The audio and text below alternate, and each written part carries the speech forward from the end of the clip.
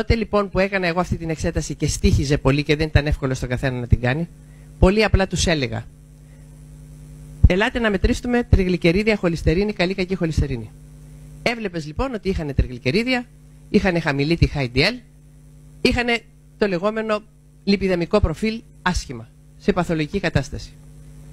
Παίρνανε τα ω3 που τους συστήνανε. Δεν πέφτανε τα τριγλικερίδια.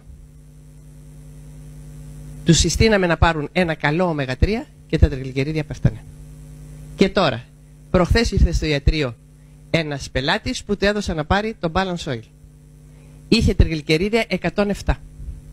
Τα πήρε ένα μήνα.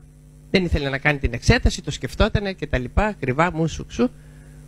Επενδύουμε τόσο εύκολα στο να πάμε να φάμε όλες τις αηδίες και τις βλαπτικές ουσίες που παίρνουμε σε ένα εστιατόριο.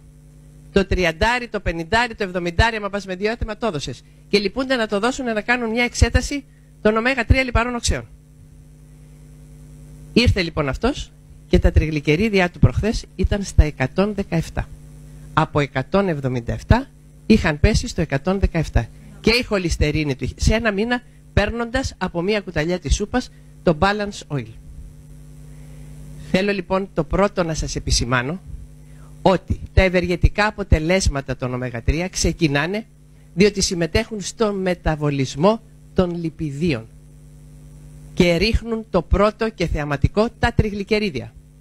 Εάν το ω3 που παίρνετε είναι σκουπίδια και κυκλοφορούν δυστυχώς πολλά, δεν θα δείτε καμιά μεταβολή στα ω3, στα τριγλικερίδια σας. Ένα καλό ω3 λοιπόν είναι αποτελεσματικό και θα σας δώσει το πρώτο, μείωση στα τριγλικερίδια. Αύξηση της HDL, της καλής χολυστερόνης, μείωση της χολυστερόνης και επομένως βελτίωση του λιπιδεμικού προφίλ. Τι σημαίνει αυτό? Πώς γίνεται η αθυροσκλήρωση σε ένα κύτταρο? Τι είναι αθυροσκλήρωση? Είναι μέσα στο κύτταρο του αίματος, στα αιμοφόρα αγκία μας, μέσα στα αιμοφόρα μας αγκία, κυκλοφορούν όλα αυτά τα συστατικά που είπαμε που είναι μέσα στο αίμα. Αλλά κυκλοφορούν και φλεγμονώδες ουσίες. Αυτή η υπερίσσια της χολυστερίνης και των τριγλικεριδίων μαζί με φλεγμονώδεις ουσίες δημιουργούν μια φλεγμονή στο κύτταρο, σχηματίζεται μια πλάκα και αυτό είναι η αθυροσκλήρωση. Σκληραίνει το αγκείο, χάνει την ελαστικότητά του και από εκεί πέρα μπορεί κάποια στιγμή να ξεκολλήσει ένα κομμάτι για να σας δημιουργήσει μια εμβολή, να δημιουργήσει ένα εγκεφαλικό, να δημιουργήσει ένα έμφραγμα. Είναι λοιπόν πάρα πολύ σημαντικό η καλή υγεία των αιμοφόρων μας αγκίων και επομένως η καλή αναλογία των λιπιδίων μέσα στο αίμα μας, ώστε να μην δημιουργείται αθυρωματική πλάκα και να λειτουργεί καλά το κυκλοφοριακό μας σύστημα, να αιματώνονται καλά τα όργανά μας και να μην έχουμε τις δυσάρεστες επιπτώσεις της αθυροσκλήρωσης που όλοι τις ξέρετε.